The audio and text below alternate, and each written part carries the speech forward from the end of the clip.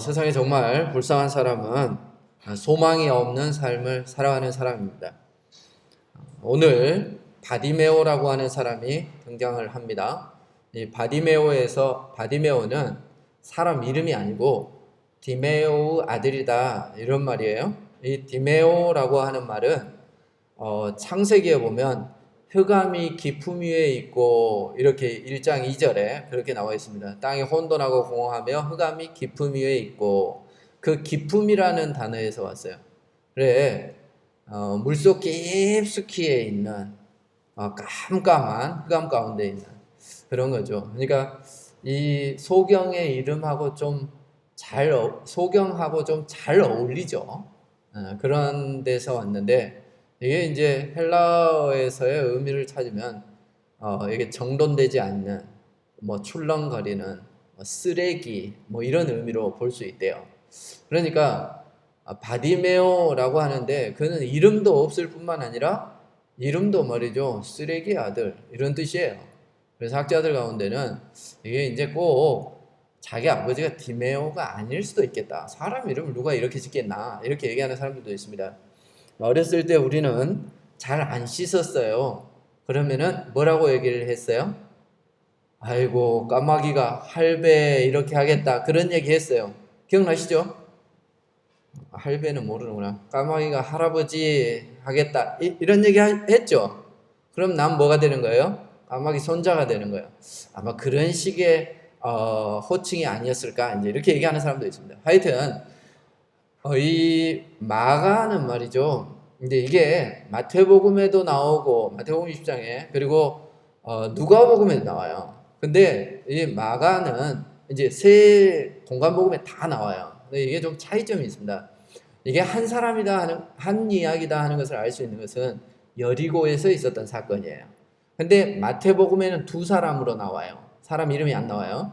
누가복음에는 한 사람처럼 나와요. 마가복음도 바디메오만 나와요. 그러니까 이런 좀 차이는 있어요. 그런데 어떤 면에서 내용이 똑같아요.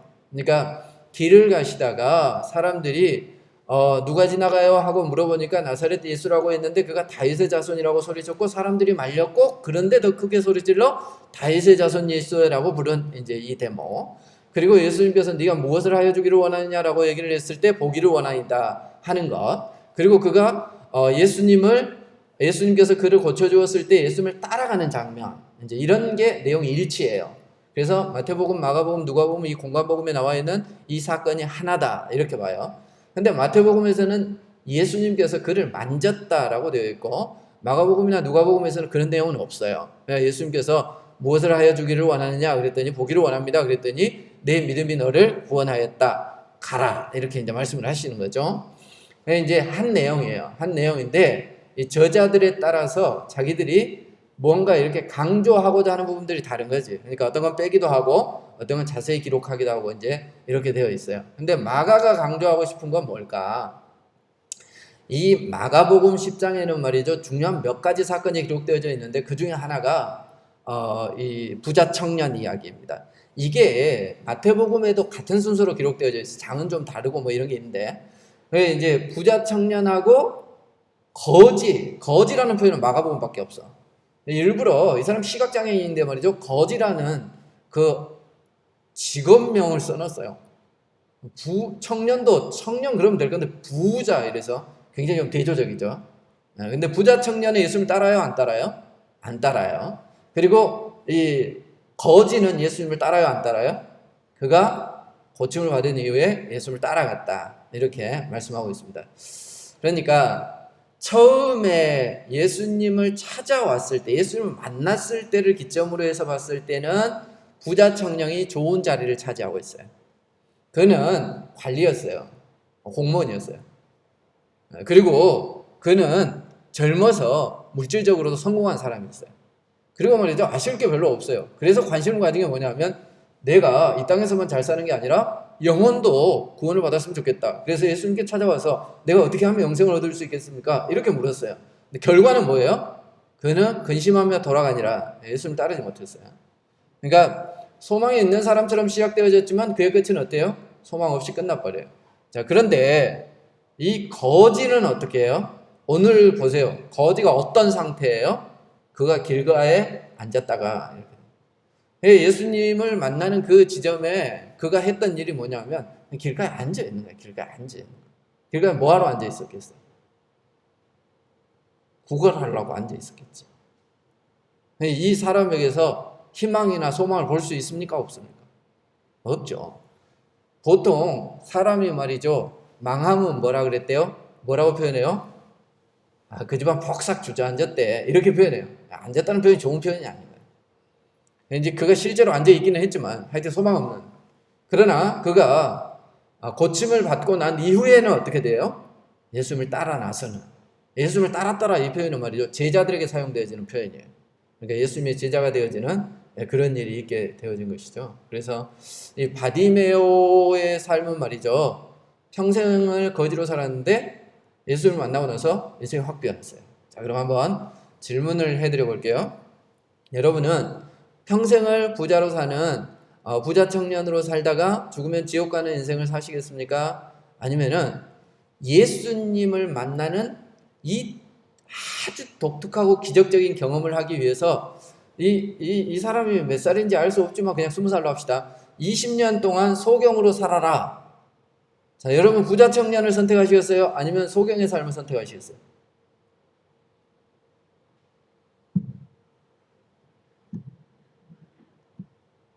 네. 헷갈리죠? 처음부터 그냥 뭐 눈도 잘 보이고 잘 살다가 예수님 만나는 게 좋겠지. 그렇죠? 욕심도 많아. 그래, 우리는 다 그렇게 생각한단 말이야.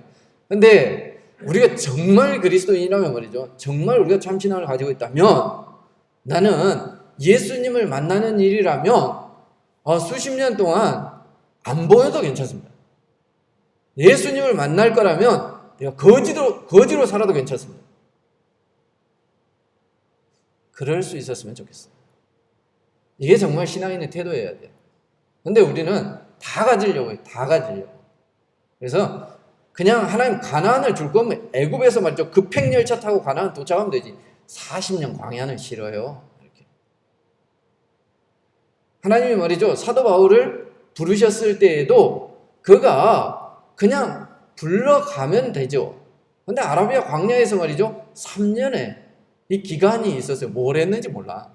근데 그가 부름을 받고 활동할 때까지 그 공백이 3년이야. 바로 쓰시면 되지, 그 똑똑한 사람은. 우리는 그 3년, 40년, 그리고 이 소경의 그 삶, 그 이전의 삶, 이것은 우리는 다 생략하고 싶어 하는 거지. 근데 만약에 바디메오가 거지가 아니었거나, 바디메오가 만약에 시각장애인이 아니었으면 예수님과 만나서 특별한 경험을 했을까요? 못했을까요? 성경에서 시각장애인 중에서 말이죠. 예수님이 고쳐준 사람이 3사람이 소개되고 있어요. 이제 오늘 이 마가복음 앞에 8장에 보면 한 사람이 나와. 그 사람 벳세다 사람이야. 그 사람 자기가 직접 찾아간 게 아니라 사람들이 안 됐다. 예수님이 혹시 낫게 해줄 줄 모르니까 데리고 가보자. 그래, 데리고 왔어. 근데 예수님이 그의 눈에 침을 바르고 말이죠. 그를 고쳐주셨어요. 근데 이 사람은 예수님을 따랐을까요? 안 따랐을까요? 안 따랐어요. 그리고 요한복음 9장에 보면은 또 시각장애인을 고치는 게 나와요. 근데 거기는 아마 실로암이 있는 곳이었기 때문에 어디였을 것 같습니까? 실로암이 어디에 있죠? 잘 모르세요? 이스라엘 안에 있겠지 뭐. 예루살렘 부근이었던 것 같아요. 예루살렘이었거나 그랬겠죠.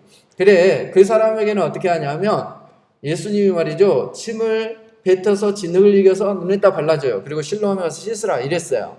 기억나시죠? 잘 모르세요? 우리가 시간도 많은데 성경 좀 봅시다. 그래, 이제 그랬어요. 그래, 이 사람은 말이죠. 씻음을 받았는데 이것 때문에 사실은 예수님이 좀 어려움을 당했어요. 이유가 뭐냐? 그날이 안식일이었어요. 그래서 사람들이 묻는 거야. 그래, 네 어떻게 나왔냐? 이랬더니 예수라고 하는 사람이 낫게 해줬다. 언제 그랬냐? 그날이 안식일이었어. 그래가지고 그 사람들이 말이죠. 예수님한테 찾아와갖고 막 그거 있죠. 그렇게 했어요. 그래, 가장 모범적으로 끝난 사례가 바디메오 사건이에요. 이제 이 사건인데 나중에 다른 것과 비교해서 이렇게 한번 말씀을 드리도록 하겠습니다. 이런 어떤 시각장애인을 낫게 하는 여러 사건들이 있어요. 다른 거 헷갈리지 말고 이게 이제 바디메오 사건은 이 본문이에요. 그리고 이제 공관복음의 다른 데도 마태복음과 누가복음에도 동일하게 이 사건이 이제 나와 있습니다. 자, 그런데 우리가 이제 주목하고자 하는 것은 보통 우리가 이제 이 본문의 말씀을 드리면 바디메오 믿음을 강조합니다. 마가복음에서 말이죠. 내 믿음이 너를 구원하였다라고 칭찬받은 믿음의 소유자는 딱 두 사람밖에 없어요. 누구였을까요? 한 사람은 알잖아. 누구예요? 바디메오라니까 바디메오. 그럼 또 한 사람은 누구예요? 그러니까 가르쳐줘봐 소용이 없어. 그래서 목사가 해먹을 수 있어요. 맨날 똑같은 얘기해도 못 알아들어. 저번에 말씀드렸던 것처럼 12년 동안 혈류병 앓는 여인 기억나죠? 그 여인에게 예수님이 뭐라 그래요? 내 믿음이 너를 구원하였다 이렇게 했어요. 두 사람밖에 없어. 두 사람밖에.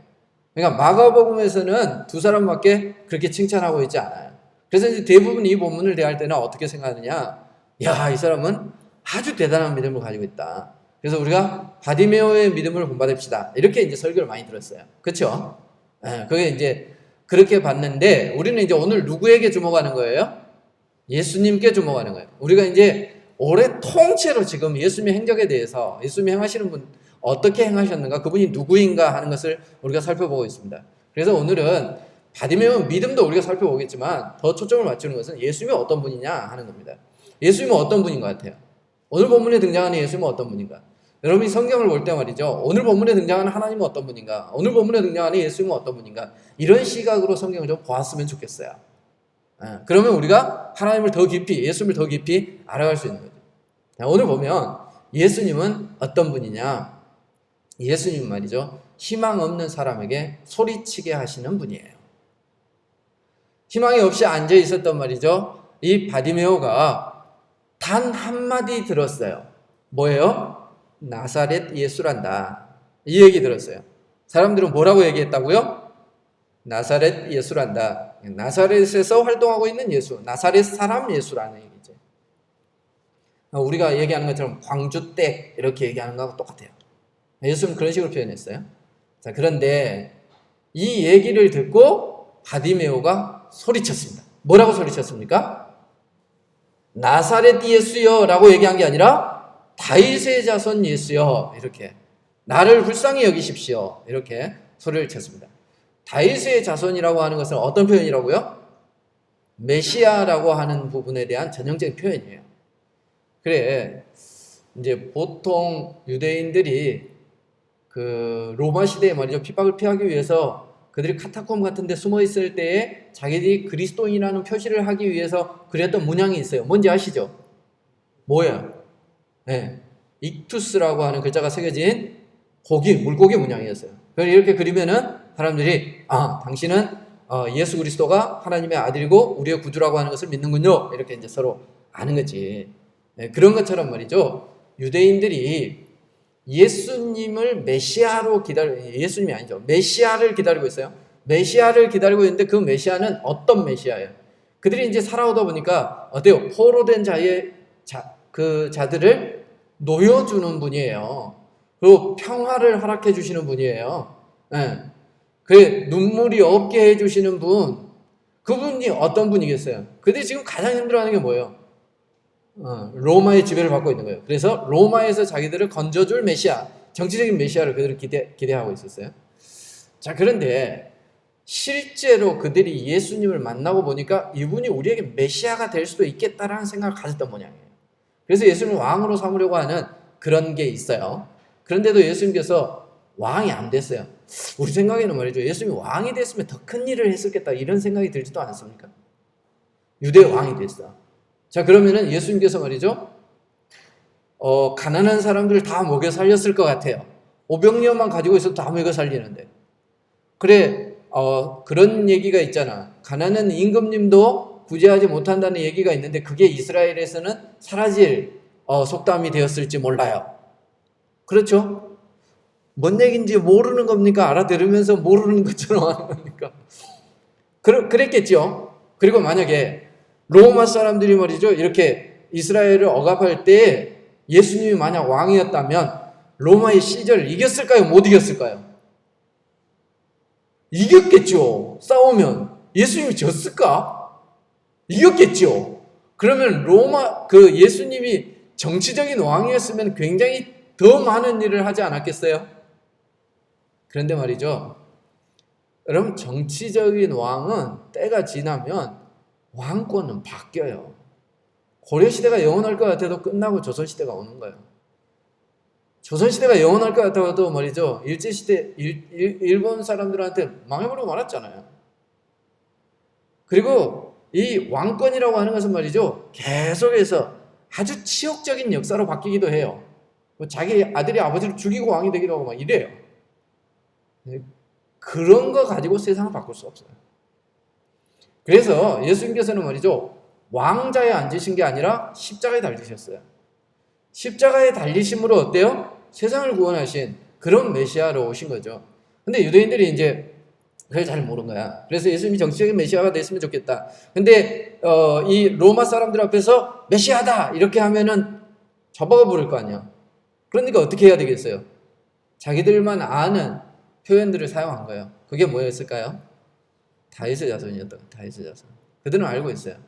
왕의 후손. 다윗의 후손이라고 얘기를 할 때 이분은 우리가 기대하고 있던 메시아다.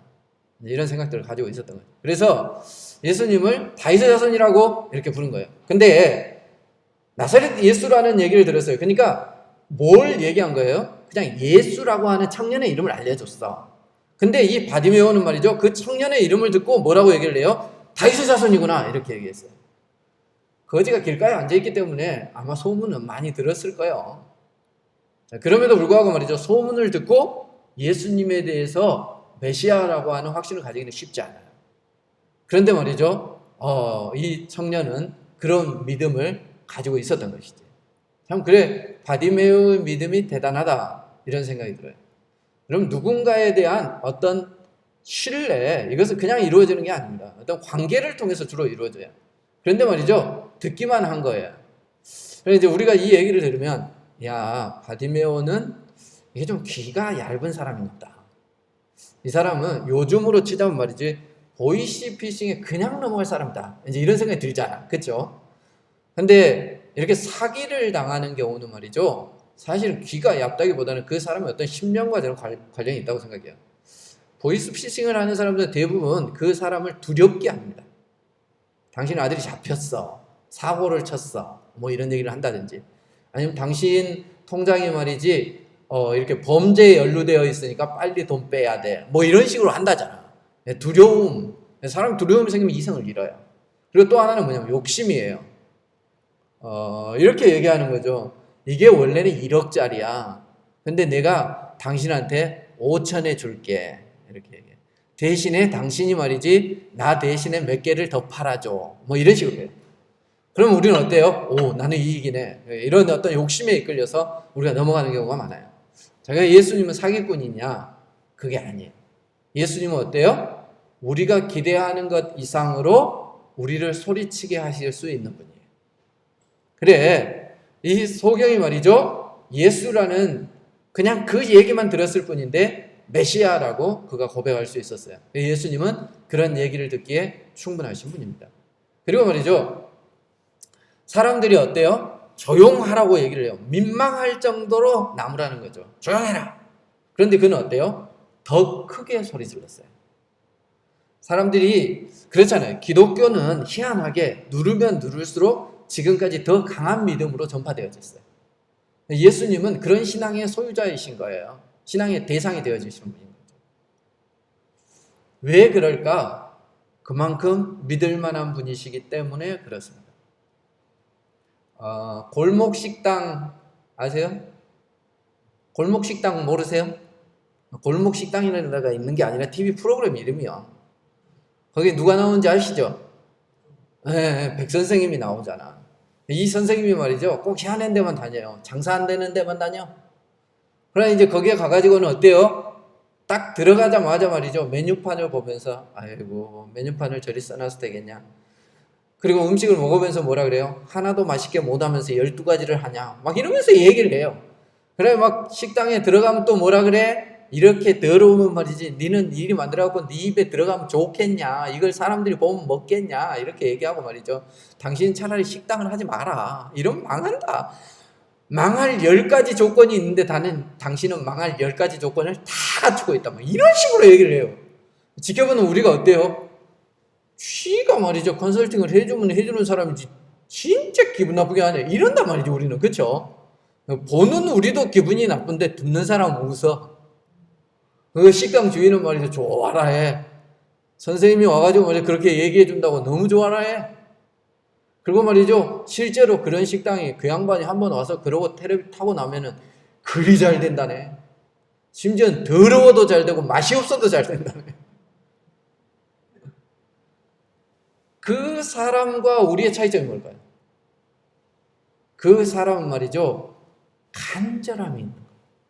절박함이 있는 거예요. 그리고 더 중요한 게 있어요. 그게 뭐예요? 그 전문가에 대한 신뢰예요. 우리가 가끔 병원에를 갑니다. 근데 병원에를 갈 때 말이죠, 동네 병원을 가요. 동네 병원을 갔는데 허리가 아파서 갔어요. 근데 그 양반이 말이죠, 약을 주거나 혹은 한의원을 가면 침을 놔줘요. 근데 집에 돌아왔는데 더 아파. 근데 의사 선생님이 얘기를 했어요. 오늘은 좀 더 아플 수도 있습니다. 그래도 어때요? 돌아오고 나서 저기 돌팔이네. 안 갔을 때보다 더 아프네. 그래, 그 다음에 안 가. 근데 말이죠, 텔레비전 명의에 나온 사람이 있어. 근데 말이죠, 그 선생님을 찾아갔어. 근데 그 선생님이 얘기하는 거야. 오늘 치료받고 나면 집에 와서 좀 더 아플 수 있어요. 이렇게 얘기해 줬어요. 근데 집에 왔는데 아파. 그럼 뭐라 그럴까요? 진짜 명의네. 아프다고 하더니 아프네. 이런다. 그건 뭐예요? 신뢰예요. 신뢰. 바디메오가 어디서 이런 믿음이 생겼는지 몰라요. 하지만 분명한 것은 말이죠, 예수님은 그런 신뢰를 주기에 충분하십니다. 베세다에 있는 시각장애인을 데려올 때도 그 사람들은 어떤 신뢰가 있었던 거예요? 예수님은 날 때부터 맹인이었지만 이 사람을 분명히 보게 해주실 분이라고 하는 믿음이 있었던 거예요. 12년 동안 혈류증 앓은 여인이 말이죠, 예수님을 만졌어요. 어떤 신뢰가 있는 거예요? 이분은 나와 별 관계는 없지만 내가 그 옷술만 만져도 내가 나을 것이라고 하는 신뢰감을 주기에 충분하신 분이에요. 예수님은 우리에게 어떤 분이에요? 예수님은 말이죠, 아무런 소망 없는 사람에게 소리치게 하는, 사람들이 말이죠, 오히려 억누르고 말이죠, 정말 민망할 정도로 우리를 억압한다 할지라도 그 가운데 소리치게 할 수 있는 분, 그분이 예수님이세요. 여러분, 예수님이 그런 분이라고 여러분 믿습니까? 그렇다면 우리는 바디메오처럼 행동해야 합니다. 예수님이 말씀하신 것은 누가 반박을 한다 할지라도 아니다, 하나님의 말씀은 옳다, 그러니 내가 하나님의 말씀대로 살겠다. 누가 전하지 말라고 하더라도 하나님의 말씀은 전파되어져야 된다 라고 우리가 전파할 수 있어야 됩니다. 우리가 바디메오처럼 예수님께 사정할 때 누군가가 조용히 해 라고 얘기할 때, 아니야, 나는 하나님 없이는 안 돼. 그래서 내가 다 포기할 수 있어도 내가 기도의 자리는 포기할 수 없어. 하나님께 간구하는 그 자리는 내가 포기할 수 없어. 더 이상 당신이 아무리 그 자리에 나아가지 말라고 하더라도 나는 그 자리를 사수할 거야. 이게 믿음이에요. 이게 어떤 믿음이에요? 2명밖에 없는 내 믿음이 너를 구원하였다라고 칭찬받는 믿음. 예수님은 그런 분이세요. 그런데 우리가 그런 것을 경험하지 못하는 것은 어쩌면 우리가 바디메오와 같은 결단이 없기 때문에 그래요. 소리치세요. 우리의 소리에 귀 기울이시고 우리의 소리에 발을 멈추실 분, 그분이 바로 예수님이세요.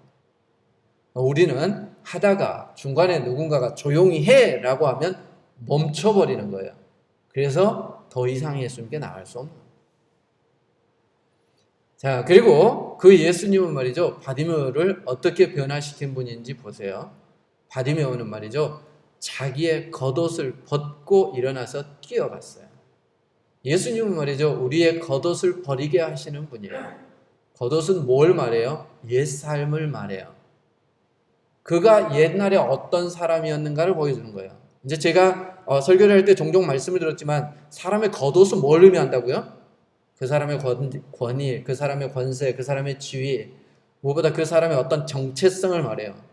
그 사람의 어떤 존재를 표현하는 게 뭐냐? 그 사람은 겉옷이에요. 그래서 제사장들은 뭘 입어요? 제사장의 옷을 입어요. 그리고 대제사장은 에봇을 입어요. 그게 어떤 사람인가를 보여주는 거예요. 의사 선생님이 말이죠. 굳이 병원에서 가운 안 입어도 되는데 꼭 뭐 입어요? 의사 가운을 입어요. 자기가 의사인 것을 보여주는 거예요. 근데 그것을 벗는다는 것은 뭘 의미하는 거예요? 우리나라에서 그렇게 얘기하잖아요. 어떤 사람이 어떤 직을 맡고 있다가 말이죠. 대법원장이었는데 이번에 옷 벗었대. 그럼 뭘 말하는 거예요? 그 신분에서 이제 나왔다는 것을 의미해요. 자, 그러면 우리가 바디메오가 지금까지 입고 있었던 옷은 그를 대변해 주는 것인데 그가 어떤 사람이라는 것을 대변해 주는 거예요? 거지였다는 것을 대변해 줘요. 자, 우리가 볼 때 객관적으로 볼 때는 거지야. 객관적으로 볼 때는 그가 시각장애인이야. 자, 그 중에 여러분 하나를 취하라면 뭘 취하시겠어요? 거지, 그 사람이 버린 옷, 거지 옷 입고 싶으세요? 그 사람이 말이죠, 맹인이었는데 맹인이라고 하는 옷을 여러분 입고 싶으세요? 우리 같으면 어떠고 싶어요? 진작 벗어버렸어야지 이렇게 얘기를 해요. 그런데 말이죠, 희한한 것은 우리도 여전히 입고 있어요. 하나님이 볼 때는 말이죠, 그 옷이 너를 더 지저분하게 하고 그 옷이 말이지 너를 더 비참하게 보여주는 것인데 그런데 우리는 그게 좋다고 입고 있어요. 그게 뭘까요? 부자 청년을 보세요. 똑같이 소개한다니까, 이 10장에서. 부자 청년은 말이죠, 자기의 옷을 벗을 수가 없어요. 자기가 가지고 있는 그 부유함이라고 하는 옷, 자기가 가지고 있는 사회에서 인정받는 그 직을 버릴 수가 없어요. 그래서 예수님께서 그거 다 버리고 나를 따라와. 그랬을 때 어때요? 근심하며 돌아가는 거예요. 아까 처음에 제가 질문 드렸죠. 여러분, 이 부자 청년의 길을 선택하시겠어요? 아니면 거지 바디메오의 길을 선택하시겠어요? 많은 사람들이 말이죠, 자기가 겉옷을 벗지 못해요. 그게 죽음으로 가는 길인지 모르고 말이죠, 그게 좋다고 입고 있어요. 아무리 거지여도 말이죠, 자기가 좋아하는 게 있어요. 보통 운동 선수들이 운동을 그만두게 되면 살이 쪄. 네. 안정환이 봤어요, 안 봤어요, 여러분? 요즘 텔레비전에 말이죠, 그 운동했던 사람들이 그 예능에 많이 나와. 그 안정환 선수 보니까 처음에 봤을 때 어떠든가? 옛날에 막 2002년 월드컵 때는 막 날라다니고 막 샤프하고 이렇게 생겼는데 뚱뚱해져갖고 안 나왔던가? 얼굴이 막 빵빵해져가지고. 보기 좋던가요, 안 좋던가요? 그 사람한테 물어봐서 언제가 더 좋았는가? 자기가 왜 그렇게 살이 찌겠어요? 네, 자기 몸 관리를 안 한다는 얘기야. 여러분, 몸을 관리할 때 행복할까요? 관리하지 않을 때 행복할까요? 다르게 물어볼까요? 여러분 있잖아요. 런닝머신에서 열심히 뛸 때 행복하세요? 아니면 집에서 말이죠, 에어컨 켜놓고 TV 딱 보면서 말이죠, 아이스크림 먹을 때 행복하세요? 어떤 게 더 행복해요? 야, 그런데 말이죠, 안정환이한테 물어보세요. 모르긴 몰라. 당신은 언제 좋았어? 그러면 그 피나는 훈련을 할 때 그때로 되돌아갔으면 좋겠어. 이렇게 얘기할 거라. 사람이 말이죠, 힘들고 어려울 때가 있어요. 그래, 그 시기에는 말이죠, 빨리 이것을 그만두고 내가 먹고 싶은 거 실컷 먹고 놀고 싶으면 실컷 놀고 그랬으면 좋겠다. 그러는데 말이죠, 일할 때가 행복하다는 걸 지내놓고 보면 느껴. 사람은 다 말이죠, 남들이 볼 때는 아이고 저 고생 왜 해? 이렇게 얘기하지만 말이죠, 그래도 내가 옛날에 좋았다 이럴 때가 있어요. 마찬가지로 바디메오가 우리가 볼 때는 말이죠, 저 거지 같은 옷을 왜 입고 있어? 버려버렸으니 시원하다 이러지만 자기 입장에서는 말이죠, 그것이 자기를 보여주는 것이고 말이죠, 자기에게는 너무 소중한 거예요. 그런데 그가 예수님을 만나고 나서 예수님이 뭐라고 그래요? 와라, 이것도 아니에요. 제자들한테 왜 이리 시끄러워? 그러니까 거지가 시끄럽게 하네요. 그러니까 예수님이 뭐라 그랬어요? 데려오라 그랬어요. 그러니까 제자들이 와서 예수님 너 부른데 이랬을 거 아니에요. 그거 들은 거예요, 그거. 예수님 너 오래. 자, 그 다음 반응이 뭐예요? 그가 말이죠, 겉옷을 벗고. 뭘 의미하는 거겠습니까? 이제 나는 더 이상 거지 생활 안 해도 돼. 나는 이제 더 이상 예수님을 만났기 때문에, 예수님이 나를 불렀기 때문에 말이지, 내 인생은 과거의 삶과는 완전 절단이야. 그리고 나서 뛰어갔대요. 그 다음에 우리가 이 일반적으로 상상을 하면 어떤 일이 일어났겠어요?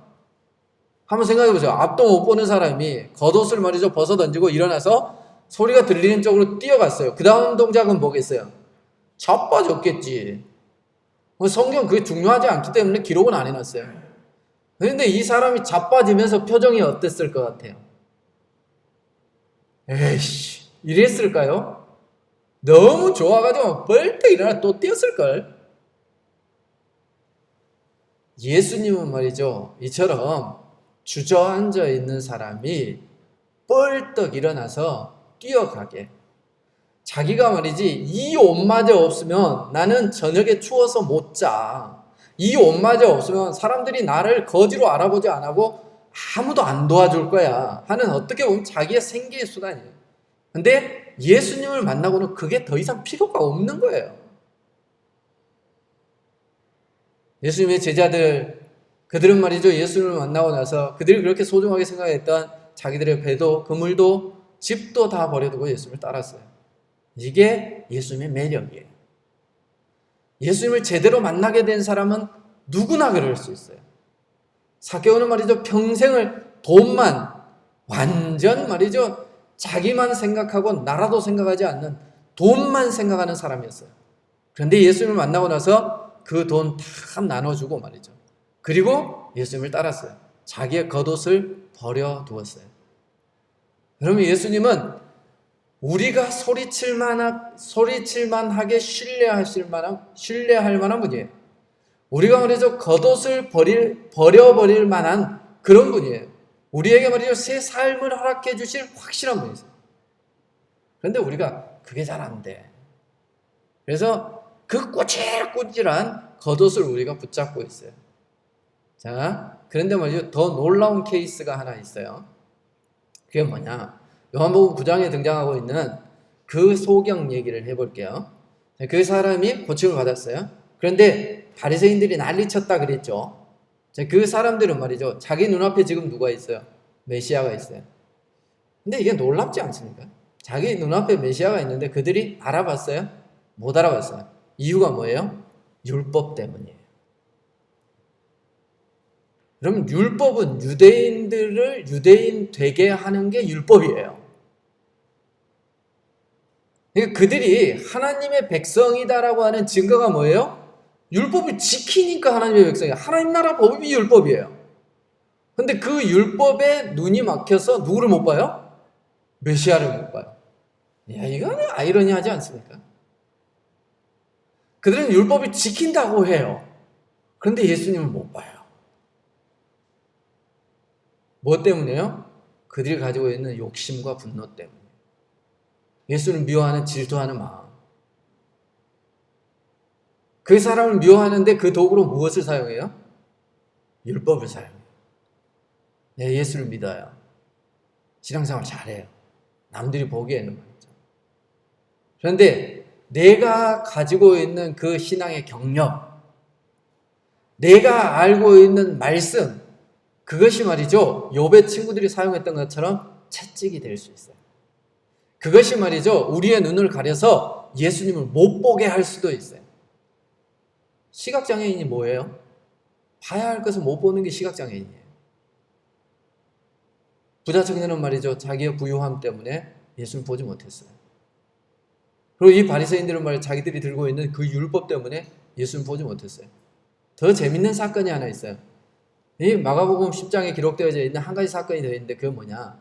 요한과 야고보가 말이죠, 예수님이 이제 이 사건이 언제 있는 사건이냐면 예수님 마지막 유월절을 보내기 위해서 지금 예루살렘으로 가는 장면이란 말이야. 그러니까 이제 3년 동안 예수님 따라다녔어. 그리고 막 사람들이 말이죠, 예수님 기적을 일으킬 때 막 어떤 경우에는 예수님 막 왕으로 삼으려고 하고 말이죠, 예수님 몰래 숨어 어디 쉬려고 해도 말 사람들이 따라오고 막 이래. 이 정도 되니까 이제 예수님이 예루살렘에 가면 한 자리 잡으려나 보다. 그래서 이 두 친구가 뭐라 그래요?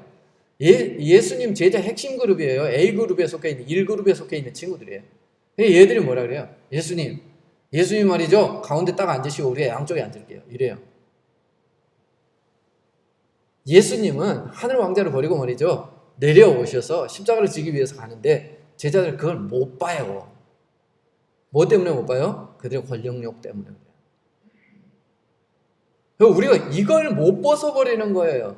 우리가 입고 있는 이 옷, 우리가 권력이라고 하는 그 욕심, 그 옷을 못 벗어버리는 거예요. 내가 재물이라고 하는 이 욕심의 옷, 이걸 못 벗어버리는 거예요. 내 율법이라고 하는 어떤 신앙의 행위라고 하는 이런 걸 못 벗어버리는 거예요. 미움, 질투 이런 걸 못 벗어버려요. 그러니까 내 앞에 예수님이 있는데도 그분을 메시아인 줄 몰라. 내가 그렇게 어렸을 때부터 신앙생활을 하는데도 말이죠. 진짜 메시아를 만나보지를 못해. 정말 메시아를 만난 사람은 어떻게 하는 거예요? 이 바디메오처럼 말이죠. 누가 말려도 소리칠 수 있어야 돼요. 누가 말려도 말씀에 가까이 할 수 있어야 돼요. 누가 말려도 기도의 자리를 떠나지 말아야 돼요. 누가 말려도 말이죠. 그가 옛 옷을 벗어버릴 수 있어야 돼요. 네 바보냐? 왜 그걸 다 버리고 예수 믿겠다고 따라가? 라고 얘기할 때 그래 난 이게 좋아 라고 얘기하면서 자기의 자리도 자기의 물질도 다 버릴 수 있어야 돼요. 이게 제대로 만난 거예요. 근데 우리는 많은 것들이 거지 같은 옷인데도 불구하고 그 옷을 못 버려서 말이죠. 우리의 눈이 가려져서 예수님을 따라가지 못해요. 버리지 못해요. 자, 그리고 이 예수님은 말이죠. 이 바디메오를 어떻게 하신 분이냐? 일어나서 따라가게 하신 분이에요. 우리가 따르고 싶다 이런 분. 그분이 바로 예수님이에요. 자, 근데 바디메오가 예수님 따라가고 나서 얼마 있다가 예수님 어떻게 됐어요? 십자가에 달려 돌아가셨어요. 그 다음이 어떻게 됐을까요? 바디메오는 그 다음에도 예수님의 제자답게 살았을까요? 여기서 예수님을 따른다 하는 것은 제자가 된다는 얘기예요. 뭐 12제자가 된다 이 얘기가 아니고 예수님을 따르는 그런 제자의 삶을 살겠다는 얘기예요. 거기는 성경이 안 가르쳐줘. 그 뒤에까지 써줬으면 얼마나 좋겠어. 12년 혈루증 앓던 여자가 예수님께서 십자가에 매달릴 때 옆에서 흐느껴 울었다. 뭐 이런 거 나왔으면 얼마나 우리가 좋겠어. 그죠? 예수님이 십자가에 달려 돌아가시는데도 엠마오로 가는 제자도 있었지만 그렇지만 그때 눈을 뜬 바디메오는 떠나지 않고 예수님 오시기를 기다리고 있었다. 그 중에 마가다락방에서 기도한 120명의 성도 가운데 한 사람이었다. 뭐 이런 게 기록되어 있으면 얼마나 좋겠어. 그건 없어요. 그건 없는데 그는 말이죠. 얼마 남지 않는 그 예수님의 행적에 동행하는 사람이 되어졌어요. 자, 여기서 잘 봐요. 예수님께서 그에게 말이죠. 내 믿음이 너를 구원하였느니라. 그 앞에 뭐라고 그랬어요? 가라. 이렇게 가라. 가라. 어디 가라는 얘기일까요? 너희 집 가라. 이 말이지 뭐. 그죠? 너 이제 더 이상 이 거지 같은 자리에 안 앉아 있어도 된다. 너 가라. 네 믿음이 너를 구원했다. 근데 그 다음에 이 사람의 행동은 뭐예요? 그가 길에서 예수를 따르니라. 예수는 가라고 그러는데 안 가. 따라오지 마! 이러는데도. 그런 경험 여러분 있으시죠? 네. 내가 싫다고 그러는데 말이지 끝까지 오빠하고 결혼하겠다고 달라붙은 애들이 있어요 없어요? 다 있었나 보네.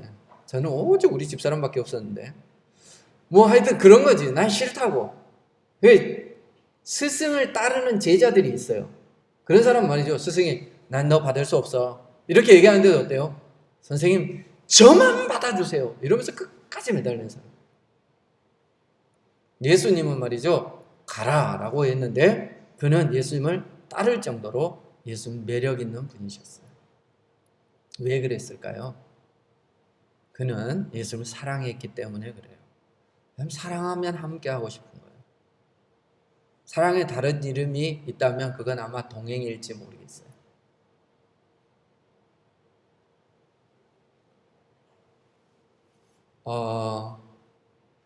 그 신부님 이름 태석 신부님 성이 뭐죠? 성이 얼른 생각이 안 나요. 그 신부님이 한번 그런 얘기를 했어요. 뭔 얘기를 했냐면, 손태석입니까? 그분이 뭔 얘기를 했었냐면, 자기가 군대에 있는 3년 동안에 자기 어머니가 말이죠, 집에 불을 안 떼고 냉방에서 주무셨다네. 그래서 이제 아들이 나중에 그 얘기를 들은 거야. 그래서 어머니가 뭐 냉방에서 주무시면 내 방은 따뜻해지요? 어머니라도 따뜻하게 주무셔야지 뭐하러 냉방에서 주무셨어? 이렇게 얘기했어요. 뭐라고 얘기했을 것 같아요? 아들이 냉방에서 자는데 나 혼자 어떻게 따뜻하게 자겠니? 이게 사랑이에요. 가까이 있지 않아요. 실제로 함께 하지도 않아요. 그런데 말이죠, 몸은 멀리 떨어져 있어도 어때요? 내가 사랑하는 그 사람이 경험하는 그것을 내가 같이 경험하는 거예요. 그러면서 우리가 하나라고 하는 어떤 일체감을 맛보고 싶은 거예요. 이게 사랑이에요. 우리가 가끔 뭐 텔레비전에 보면 말이죠, 굿네이버스나 이런 데 나오잖아. 그럼 애들이 어때요? 막 빼짝 말라가지고 당신의 얼마가 이에 몇 끼를 먹입니다, 뭐 이런 거 나오잖아요. 그런 거 보면서 이제 그렇게 얘기하는 사람들이 있어요. 야, 음식 남는 거 버리는 거 아니야. 아프리카에서는 아직도 굶어 죽는데, 막 이런 얘기 하잖아요. 그럼 저는 전에 그렇게 얘기했어요. 야, 우리가 뭐 안 먹는다고 걔들이 배부르냐? 우리가 버린다고 그거 뭐 걔들이 가져다가 먹을 수 있냐? 이렇게 얘기했어요. 사랑이 없어서, 사랑이 없어서. 그 사람하고 나하고 아무 상관이 없어요. 그러니까 말이죠, 그렇게 얘기했던 거예요. 그런데 말이죠, 정말 그 사람들의 생명을 소중하게 생각하는 사람들은 어떻게 얘기해요? 이게 말이죠, 직접 전달되지 않는데, 저들은 저렇게 배고프게 사는데 내가 말이죠, 배 띵띵하게 먹고 사는 것이 미안타, 이런 마음이 있는 거죠. 그게 뭐예요? 사랑이에요. 떨어져 있지만 함께하고 싶은 거죠. 예수님과 함께하고 싶은 거예요. 자기가 평생 지금까지는 보지도 못하고 거지 같은 생활을 했어요. 그런데 말이죠, 예수님을 처음으로 만난 거예요. 그리고 말이죠, 무엇보다 그 마음에 그가 소원했던 뭐가 있어요? 보게 되는 경험을 한 거예요. 그러니까 이제는 그 예수님을 따라가고 싶은 거예요. 그래서 그는 내가 예수님을 따라가겠습니다, 이렇게 얘기를 했어요.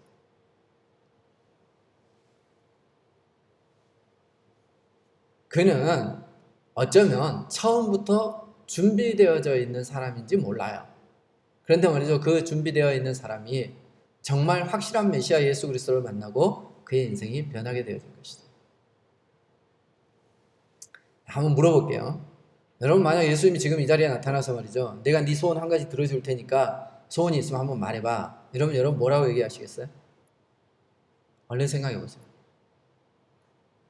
네 소원 무엇이야? 예수님이 말이죠, 바리메오 만나서 물었던 질문이 뭐예요? 예수님 다 알고 있을 거면서 물어봐요. 내가 무엇을 하여 주기를 원하느냐? 근데 주저없이 그가 대답했어요. 뭐라고요? 보기를 원하나이다. 자, 예수님이 묻습니다. 내가 예수님 대신해서 대변인요 묻습니다. 내가 무엇을 하여 주기를 원하느냐? 생각났어요? 잘 안 나지? 너무 여러 가지가 생각나거나. 우리 가운데 이런 간절함이 없습니다. 그리고 뭐가 없어요?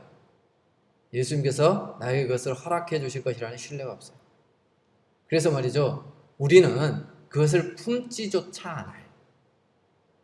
그래서 예수님이 들어줄게 라고 묻는다 할지라도 대답할 게 없어. 아니면 너무 많아. 그런데 바디메오는 말이죠, 그런 마음이 있었어요. 자, 그가 그렇게 어쩌면 그냥 그 순간에 나사렛 예수라 그러는데 다윗의 자손 예수야. 그러고 말이죠, 그 순간에 야, 이때 아니면 기회가 없다, 그리고 막 예수님 하고 소리를 쳤을까? 그게 아니라 사실은 그는 준비되어져 있는 신앙인이었을 거예요. 그런데 말이죠, 예수님은 어때요? 준비되어져 있는 그 신앙인을 충분히 따르게 할 만큼 매력 있는 분이었던 거지. 능력이 있는 분이었던 거예요. 그는 만나고 그것을 더 확신했을 거예요. 그래서 그는 사람들이 조용하라고 했음에도 불구하고 소리쳤어요. 그리고 말이죠, 무엇을 해주기를 원하느냐라고 얘기할 때 주저없이, 다른 사람들이 아마 물었으면 뭐라고 그랬겠어요? 예, 제가 말이죠, 요즘 겉옷이 시원찮아서 좋은 옷 하나 주실래요? 아니면 말이죠, 요즘 내가 먹고 살겠는데 돈 좀 주세요. 이랬을 거예요. 근데 예수님한테는요, 충분히 그분이 나를 보게 해 주실 수 있다라고 믿음이 있었기 때문에 그는 보게 해 주세요. 그래 예수님 말이죠, 그렇게 충분히 사정할 만한 그런 눈을 뜨게 할 만한 그런 능력이 있으신 분이에요. 그래서 바리메오를 소리치게 했고요. 그리고 그가 모든 것을 버리고 따른다 할지라도 내가 손해보는 거 아니다 라고, 내가 예수님을 따를 수만 있다면 내 것을 다 버려도 괜찮다라고 하는 믿음을 주시는 분이었어요. 그래 평생을 동행하고 싶은 분, 한 번 만나면 다시 놓치지 않고 싶은 분, 그분이 바로 예수님이었어요. 그래 예수님은 그런 분이세요. 그런데 우리는 말이죠, 부자 청년처럼 우리 앞에 가리고 있는 것이 있어요. 이 사도 요한과 야고보처럼 우리 앞에 가리고 있는 게 있어요. 바리새인들처럼 우리 앞을 가리고 있는 게 있어요. 그것을 우리가 벗어내지 못해서 말이죠, 예수님을 따르지 못하는 그런 삶, 주저하고 있는 삶을 살고 있지는 않습니까? 우리가 믿음의 삶을 살기를 원합니다. 예수님은 충분히 자격이 있습니다. 문제는 우리의 믿음입니다. 예수님이 오늘도 묻습니다. 무엇을 하여 주기를 원하느냐? 여러분들이 대답할 것을 준비하십시오.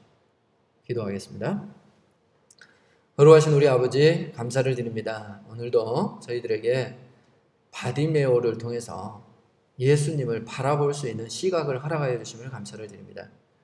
하나님, 우리를 사랑하셔서 모든 것을 다 포기하시고 우리와 함께하고 싶어서 이 땅에 오신 예수님께서 우리에게 못해 주실 게 뭐가 있겠습니까? 그런데 우리는 어리석게도 그 예수님을 눈앞에 두고도 못 알아보고 있지는 않습니까? 예수님이 우리에게 손짓하는데도 불구하고 우리가 겉옷을 버리지 못해서 예수님께 달려가고 있지 못하는, 그 현실에 안주하는 그런 삶을 살아가고 있지는 않습니까? 하나님, 우리에게 결단할 수 있는 믿음을 허락하여 주옵소서. 우리에게 결단할 수 있는 용기를 허락하여 주옵소서. 우리의 겉옷을 벗어버리고 누가 말린다 할지라도 예수님께 소리치며 달려가 평생을 예수님과 동행하는 삶을 살아갈 수 있는 저희들 되게 하여 주옵소서. 예수님 이름으로 기도하옵나이다. 아멘.